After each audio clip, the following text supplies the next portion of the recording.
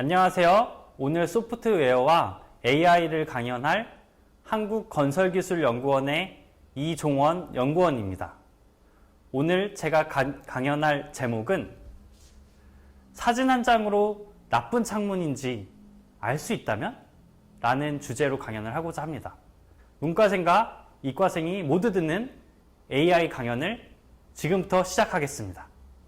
우선 기후변화와 폭염에 대해서 얼마나 심각한지 대해서 말하고 싶어요. UN 세계 기상기구 WMO라고 불리는 곳에서는 전 세계적으로 5년 연속으로 기록적인 더위를 전망하고 있어요. 2018년에 엄청난 폭염이 있었는데 기억하세요? 올해는 그렇게 큰 폭염 없이 많은 폭우가 쏟아졌다면 2018년 재작년엔 정말 폭염이 심했었어요. 그때 폭염 피해를 보게 되면 전국의 온열 질환자 수가 14년도 500여 명에 비해서 18년도에는 4,500명까지 증가를 했었습니다. 4년 만에 8배 이상이 증가를 한 것이죠. 그리고 그 작년과 대비했을 때만 하더라도 3배나 증가를 했습니다. 또한 사망자 수를 볼까요? 48명이란 공식적인 기록 중에서 많은 노령층이 비율을 차지하고 있었습니다. 그래서 정부에서는 18년에 폭염을 재난재해로 공식적으로 인정하기도 했어요. 그리고 정부에서는 에너지 바우처 사업이라고 하는 에너지 빈곤가구, 취약가구에 이런 지원금을 주고 있는데 여름에도 이 폭염을 이어나가기 위해서 예산을 배정하기도 했습니다. 이런 폭염에 대해서 대처하는 게 매우 시급하고 중요한 일이 되었죠. 근데 보통 이런 폭염이라고 하면 어떤 생각을 하세요? 폭염으로 쓰러지신 분들을 생각하게 되면 뭔가 밭에서 그냥 농사일을 하시다가 쓰러지시나? 아니면 공사 현장에서 그런 땡볕에서 일을 하시다 쓰러지시는 건가? 라고 많은 생각을 하실 수도 있어요. 그런데 질병관리본부, 지금은 질병관리청으로 승격됐죠. 여기에 통계를 보게 되면 저희는 새로운 사실을 알 수 있게 돼요. 우리가 생각하는 이런 지방과 소도시가 아니라 바로 서울, 경기도 같은 대도심에서 사망자나 중환자들이 가장 많았다고 합니다. 이런 집들이 또한 가장 우리들을 지켜주는 역할을 했어야 되는데 이러한 많은 중환자와 사망자분들이 집에서 생겼었습니다. 사실 집이라고 하면 우리를 지켜줘야 되는 거 아닌가? 라고 생각을 할 수 있죠. 또한 저한테도 2018년에 많은 폭염 문자가 왔었어요. 하지만 저한테는 아무 상관이 없는 거라고 생각을 했었죠. 그냥 집안에서 에어컨을 켜거나 그냥 회사에서 선풍기를 켜거나 아무런 문제가 되지 않았거든요. 그런데 저는 이런 기사를 보고 제가 얼마나 사회에 대해서 무심했는지 그런 생각을 하게 됐습니다. 찜통이 된 방에서 깨어나지 못한 아내 재호는 42도였다. 그 폭염 문자가 저에게는 그냥 문자 한 통이었지만 그 누군가에게는 구조 신호였고 그 누군가에게는 하루하루가 사느냐 죽느냐 하는 문제였던 거죠. 저는 이런 문제들을 내가 어떻게 해결할 수 있을까라는 의문을 가지고 이 연구들을 했습니다. 저는 이런 걸 사회문제 해결형 R&D라고 많이 일상적으로 부르는데요. 과연 R&D로 사회 문제를 어떻게 해결할 수 있을까라는 정의를 가지고 있죠. 이런 앞에서 말씀드린 분들을 통상적으로 에너지 빈곤 가구라고 부릅니다. 에너지 빈곤 가구는 전체 소득 중에서 10% 이상을 에너지 비용, 전기요금이나 가스요금 같은 다양한 에너지 비용이 발생하였을 때 그런 분들을 에너지 빈곤 가구라고 부르게 됩니다. 이러한 에너지 빈곤 가구는 전국에 130만 가구 정도로 추정하고 있어요. 그리고 이러한 에너지 빈곤 가구분들의 대부분이 저소득층, 기초수급자, 소년, 가장 등 취약계층이 많이 있습니다. 앞에서 말씀드린 이런 기후변화와 관련해서 에너지 불평등이 벌어지고 있어요. 소득격차가 벌어지면서 이런 빈곤층이 사각지대에서 더 자연재해에 노출되어 있죠. 이런 문제점들을 어떻게 해결할 수 있을까요? 앞에서 말씀드린 이런 에너지 빈곤 가구의 정의를 보면 소득과 에너지가 관련이 있는데요. 또한 그분들이 사는 주택의 에너지 효율도 상당히 중요한 원인이기도 합니다. 그래서 저는 디지털 건축가로서 이런 에너지 빈곤을 해결할 수 있는 방법을 딥러닝, AI와 찾아가기로 시작했습니다. 국가적으로도 이런 문제는 많이 얘기하고 있어요. 국민생활 사회문제 해결 종합계획이라고 하는 곳에서도 41개의 주요 사회 문제 중에 하나로 에너지 빈곤 문제를 들고 있고요. 또한 제2차 기후변화 대응 기본계획이라는 곳에서도 이런 취약한 노후 건축물을 어떻게 우리가 해결해 나갈 수 있을지에 대해서 정말 많은 분들이 논의를 하고 있습니다. 또한 에너지 기본계획이라는 곳에서도 이런 에너지 복지라는 개념에서 지원 체계를 더 넓고 더 깊게 나아가는 방향을 논의하고 있어요. 하지만 저는 반쪽짜리 건축가라고 생각을 했습니다.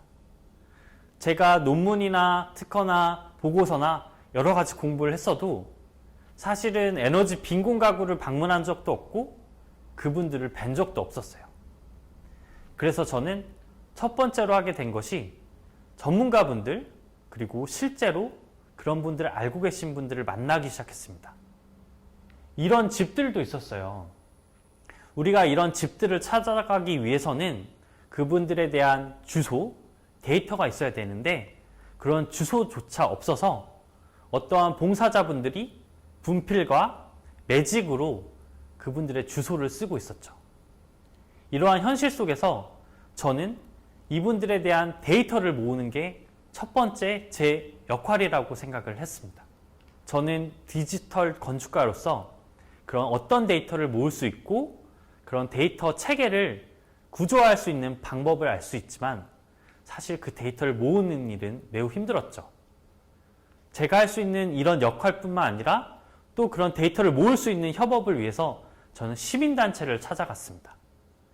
기존에 10년 동안 에너지 빈곤 가구에 대한 실태조사를 해왔던 에너지 시민연대에 찾아가서 내가 꿈꾸고 있는 세상은 이렇고 내가 가지고 있는 기술이 이렇기 때문에 어떻게 하면 이런 문제를 같이 해결할 수 있을까요? 라고 제 얘기를 하기 시작했습니다. 그 안에서 그분들이 가지고 있던 여러 가지 문제점들도 발견할 수 있었습니다. 기존의 그런 에너지 시민연대에서는 종이 설문조사를 하고 있었는데요. 전국에서 종이 설문조사를 하다 보니까 중앙사무국에서 각 지역에 종이들이 나누어지고 각 지점에서는 각 봉사자분들에게 종이를 나누어 주게 됩니다. 이렇게 되면 많은 종이들이 많은 사람들에게 퍼지게 되면서 데이터 관리가 매우 힘들게 돼요.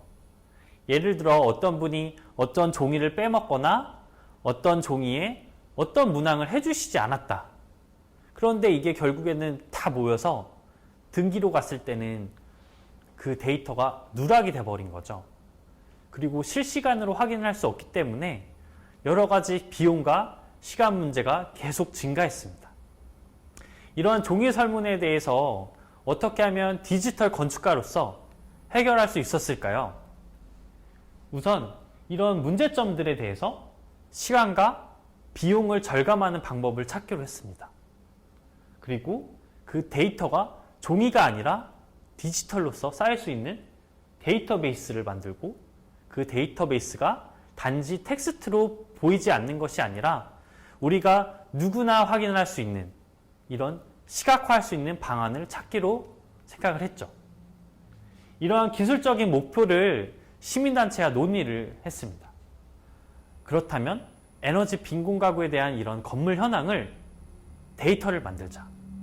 디지털화를 하자. 그리고 데이터베이스화를 하자. 그렇게 되면 체계적으로 데이터를 관리할 수 있을 것이다. 이렇게 되면 또한 많은 종이 설문에 대해서 수많은 사람들이 엑셀 작업을 했다면 정말 효율적으로 관리도 할 수 있을지 않을까라는 꿈을 가지고 말이죠. 그리고 또한 이런 문제도 있었어요. 여러분들 어떤 계층이라고 하면 그 계층에 대해서 하나로 인식할 수도 있어요. 그런데 제가 여러 가지 인터뷰를 하면서 알아낸 사실입니다. 빈곤가구 취약 계층이라고 했을 때 사실 그 안에서도 부자 빈곤층과 극빈곤층이 존재하고 있었어요. 부자 빈곤층이라고 하면 여러 가지 연탄이나 선풍기나 여러 가지 현물, 현금, 지원을 받으시는 분들이 계속 받고 계셨고, 이런 지적 장애를 가지신 분들이나 글자를 읽지 못하셨던 노인분들께서는 정말 사각지대에 있었던 거죠. 이런 빈곤층 안에서도 이런 격차가 벌어지는 수밖에 없었던 것은 데이터 확인을 할 수가 없었기 때문이에요. 이런 데이터가 있어서 어떤 분이 어떤 가구에서 어떤 사업가 얼마만큼 받았는지 알았다면 사실 이런 빈곤격차도 줄지 않았을까요? 저는 그래서 이런 데이터 농사를 짓고 싶었어요. 데이터 농사가 뭘까요? 여러분들 농사를 한번 생각해 보세요. 우선 논밭에 그 씨앗을 뿌리게 되죠.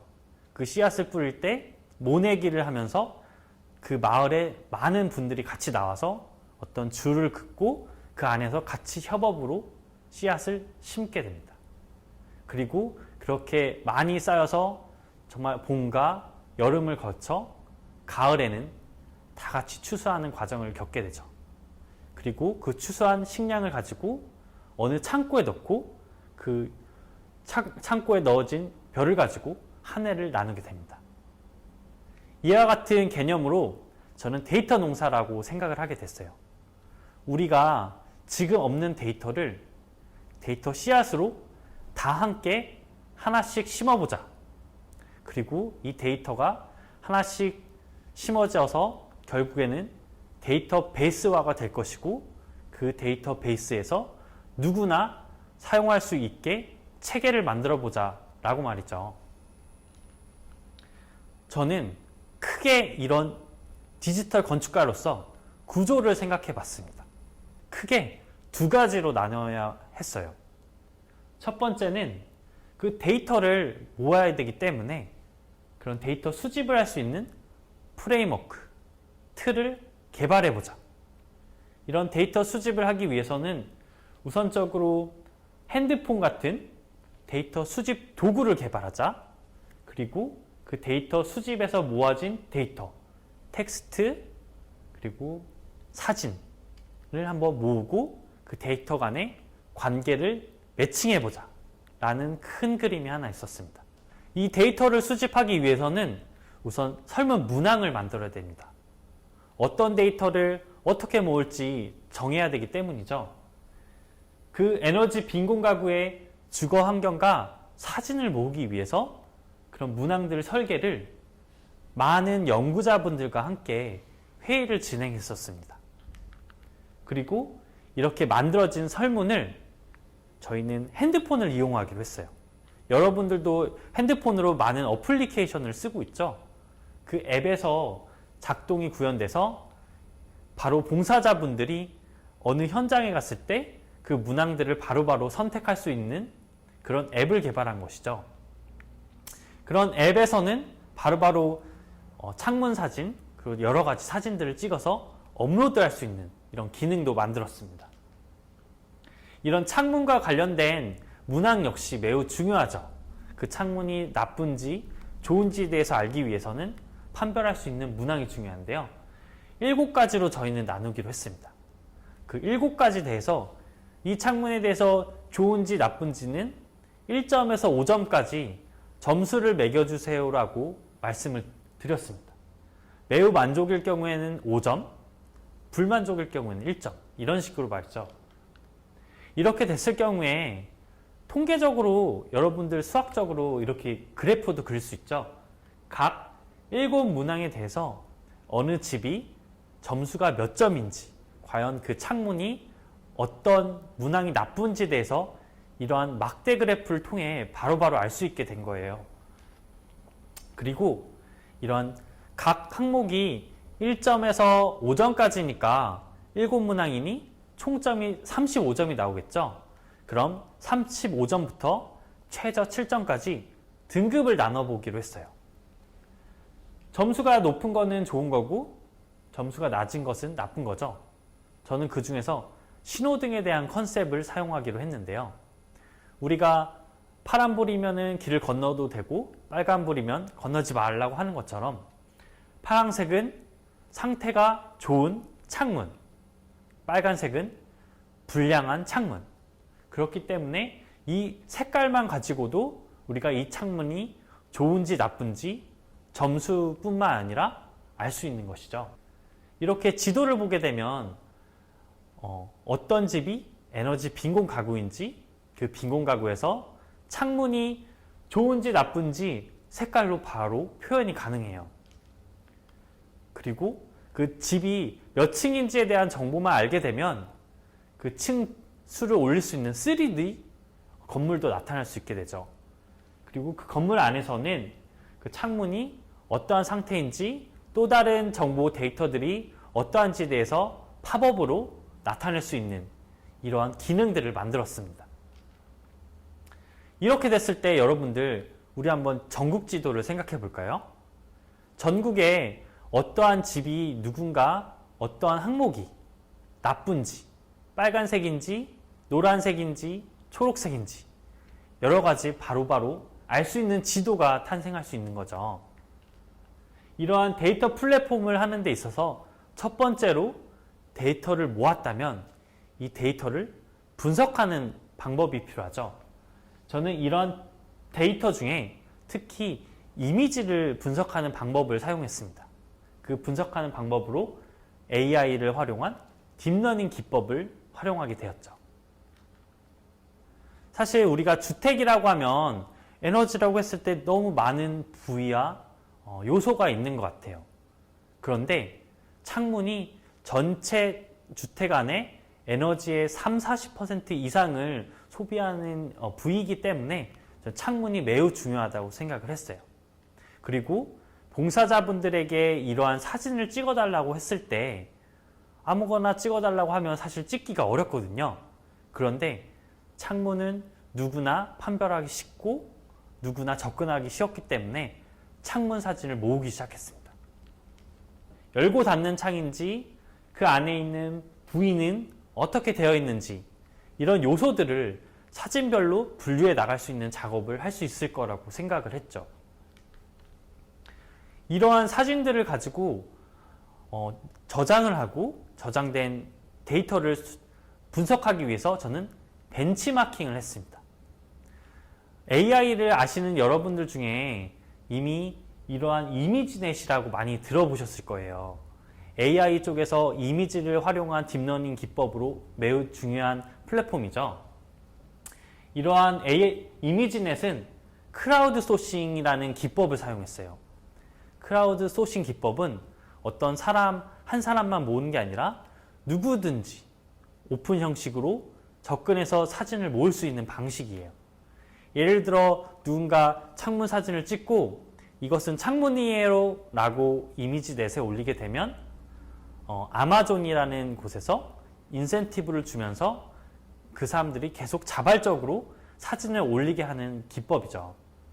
이러한 방식으로 통해서 전 세계에서 이미 1,400만 장 이상의 사진을 모으고 2만 개 이상의 카테고리를 하고 있는 사진 저장 플랫폼이에요. 저는 이러한 데이터베이스를 통해서 똑같은 개념을 활용하기로 했어요. 아마 이러한 기법들 역시 여러분들이 많이 들어봤을 거예요. 알렉스넷을 한번 들어보신 적 있으신가요? 구글 AI. 알렉스넷은 이건 뭐지라고 하실 수 있는데 여러분들 CNN은 아실 거예요. 그리고 딥러닝. 바로 이 알렉스넷이 이러한 이미지넷을 기반으로 해서 새로운 기법을 만들어내고 구글 AI라는 기업이 이 이미지넷의 사진을 이용해서 탄생할 수 있었습니다. 왜냐하면 이 이미지넷은 사진을 모아서 그냥 저장만 하는 장소가 아니었어요. 저장을 하고 저장된 사진을 그 누구든지 사용할 수 있는 새로운 경진대회를 열었습니다. 매년 사진 경진대회를 열어서 어떠한 새로운 기법, 새로운 기업들이 탄생하게 되었고 거기서 알게 된 것이 알렉스넷, 딥러닝, 구글 AI 이런 것들이 탄생할 수 있었던 거죠. 저 역시 이런 창문에 대해서 사진을 기법을 하기 위해서는 여러 가지 문항들을 알아야만 했어요. 매우 어려운 말일 수도 있지만 간단하게 설명하면 창호들은 단창이라고 하는 하나, 두 개가 이어져 있으면 이중창 형식의 창호 종류가 나타날 수도 있고요. 또 창문이라고 하면 유리도 있지만 그걸 싸고 있는 프레임이라는 게 있습니다. 그 프레임이 목재냐 아니면 PVC라는 플라스틱이냐 그리고 알루미늄이냐라고 나눠진 거에 따라서 그 창문이 좋냐 나쁘냐로 또 판단을 할 수 있습니다. 또한 그 안에 있는 유리 코팅도 중요하고 또 사이즈를 보고 이 창문이 좋은지 나쁜지 에너지를 많이 쓰는지 안 쓰는지에 대해서 판별할 수 있기 때문에 이러한 요소들을 모으기 시작했습니다. 여러분들께 사진을 모아서 사진을 어플리케이션에 올려주세요라고 하면 아마도 이런 이름이 올라올 거예요. 대부분 핸드폰에 있는 이런 이름이나 카카오톡 아니면 라인 여러 가지 메신저를 쓰시기 때문에 아주 다양한 식의 이름이 올라오게 됩니다. 이런 경우에는 사실 그 사진이 어떤 사진인지 알 수가 없어요. 그렇기 때문에 우선 제일 중요한 게 AI가 인식할 수 있는 코드화를 해야 합니다. 그 사진에 대해서 코드화하는 작업이 첫 번째인데요. 예시를 들어보면 앞에서 제가 창문에 대해서 신호등이라고 얘기했던 것 같이 등급, 점수, 그리고 어떤 가구 번호, 그리고 가구에 있는 창의 1번 창문, 2번 창문에 대한 이런 코드, 그리고 앞에서 말씀드린 여러 가지 창문에 대해서 요소들에 대해서 다 붙게 되는 거죠. 이러한 코드를 창문 사진에 인식하게 되면 그 사진이 바로바로 어떠한 속성을 가지고 있고 어떠한 특징을 가지고 있는지 컴퓨터가 인식할 수 있게 되는 거죠. 또한 이런 인식될 수 있는 코드화가 진행이 되면 사진뿐만 아니라 폴더로도 저장이 AI 형식으로 자동으로 저장할 수 있게 됩니다. 기존에 저희는 사진을 이렇게 모았어요. 1번 항목, 2번 항목, 3번 항목에 대해서 여러 가지 알 수 없는 사진 이름들이 들어왔죠. 그렇게 됐을 때 저희는 이게 사진이 창문 사진인지 문 사진인지 벽 사진인지 사람이 있는지 알 수가 없었어요. 앞에서 말씀드린 그런 사진 안에 코드화를 진행함으로써 사실상 정문 사진인지 그 사진에 있는 정문 사진이 1번 가구에 대한 건지 2번 가구에 대한 것인지 그리고 실내 사진인지 라는 자동화된 시스템으로 갈 수 있었죠. 또한 1번 가구의 정문 사진인지 실내 사진인지 다양한 그런 코딩 작업을 통해서 분류할 수 있는 작업이 완성될 수 있었습니다. 예시를 하나 들어드릴게요. 이런 창문을 가지고 어떻게 이미지 데이터를 딥러닝 할 수 있을까요? 여기 창문 사진이 하나 있습니다. 우선은 로컬리제이션, 오브젝트 디텍션을 해야 됩니다. 객체 인식이라고 부르는데요. 쉽게 설명하면 이 창문이 뭘로 되어 있지? 이 사진 안에 뭐가 있지? 라고 컴퓨터가 인식을 해야 합니다. 그러기 위해서는 우선 크게 봤을 때 이 창문은 프레임과 유리로 인식이 될 수 있습니다. 이것에 대해서는 네모 박스를 친다든지 아니면 새롭게 그림을 그린다든지 라는 작업을 통해서 컴퓨터가 이것은 창문이야 유리야 라고 학습을 할 수 있게 도와주게 됩니다. 그리고 클래시피케이션이라는 말이 있습니다. 말은 어렵지만 그냥 분류하는 작업이라고 생각하시면 돼요. 이 창문이 개폐 방식은 이런저런 방식이 있는데 이건 어떻게 하는 방식이야. 이 프레임 재질은 나무도 있고 금속도 있고 플라스틱도 있는데 금속이야 라고 이 창문에 있는 앞에서 말씀드린 속성들을 입력하게 되는 겁니다. 입력할 때 중요한 것은 우리 사람이 알 수 있는 이런 텍스트가 아니라 컴퓨터가 알 수 있는 언어로 입력을 해야겠죠. 그러기 위해서는 라벨링 작업이라는 것을 거치게 됩니다. 사진마다의 이런 라벨링 작업을 거치고 이 창문 사진이 좋은지 나쁜지를 알아야겠죠. 그러기 위해서는 그 각 속성에 대한 코드값과 이 점수에 대한 또 그레이딩 속성값이 들어가게 되면 그 사진 안에서의 어떠한 속성과 그 속성이 좋은지 나쁜지에 대한 컴퓨터가 학습을 할 수 있게 됩니다. 이러한 사진들이 모인 게 바로 이러한 컨셉이 되고 이러한 사진들이 다 코드하게 되게 되면 결국에 컴퓨터는 자기가 학습한 것을 가지고 딥러닝이라는 기법을 통해 어떤 사진을 넣었을 때 이 사진은 금속으로 된 이중창으로 된 별로 좋지 않은 창이에요 라고 답을 낼 수 있게 되는 것이죠. 또한 저는 창호에 대한 면적을 구하고 싶었어요. 여러분들 창호의 면적을 과연 사진만으로 알 수 있을까요? 한번 쉽게 생각을 해볼게요. 여러분들이 지금 절 화면으로 봤을 때 제 머리 크기를 바로 알 수 있을까요? 아마 제가 가까이 가면 머리 크기가 커지고 뒤로 가면 머리가 작아지기 때문에 제 절대적인 크기는 알 수가 없어요. 그런데 제가 이 가지고 있는 이 사이즈를 이렇게 얼굴에 대고 사진을 찍게 되면 제 얼굴 크기를 알게 돼요. 왜냐하면 제가 가지고 있는 이 제품 자체에 대한 가로 세로기를 알고 있기 때문에 제가 앞으로 가든 뒤로 가든 제 얼굴 크기는 그 비례하기 때문이죠. 이와 똑같은 저는 컨셉을 사용했어요. 봉사자분들에게 창문 사진을 찍을 때 포스트잇을 붙여주세요 라고 저는 부탁을 했습니다. 왜냐하면 제가 알고 있었던 이 포스트잇은 44 곱하기 12mm라는 정해진 비율이 있었기 때문이죠. 이런 비율이 있으면 이 창문에 대해서 이 비율만 디텍션, 객체 인식을 했을 때 이 창문에 대한 전체 넓이도 알 수 있죠. 그 바로 예시를 프로그램화한 작업인데요. 종이 안에 포스트잇을 넣고 그 포스트잇에 대한 우리가 크기를 알고 있기 때문에 그 크기에 대한 객체 인식을 합니다. 그리고 이 컴퓨터는 객체 인식된 이 면적을 가지고 전체에 대한 종이의 면적을 바로 비율적으로 계산할 수 있는 것이죠. 여러분들, 제가 이런 얘기를 할 수 있었을 때 어떤 생각을 하셨어요? 저는 디지털 건축가라고 했지만 사실 저 혼자서는 이러한 일들을 할 수가 없었어요. 이런 데이터가 창문에 어떠한 속성이 들어가고 그 창문들을 어떻게 매칭하는지, 그런 데이터를 어떻게 데이터베이스화해야 하는지에 대한 개념은 있지만 사실 데이터를 모으기는 너무 힘들었습니다.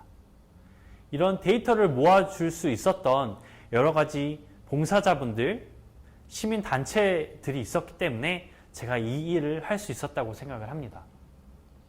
여러분들, 과학기술이라고 하면 너무 어렵다고 생각을 하시죠?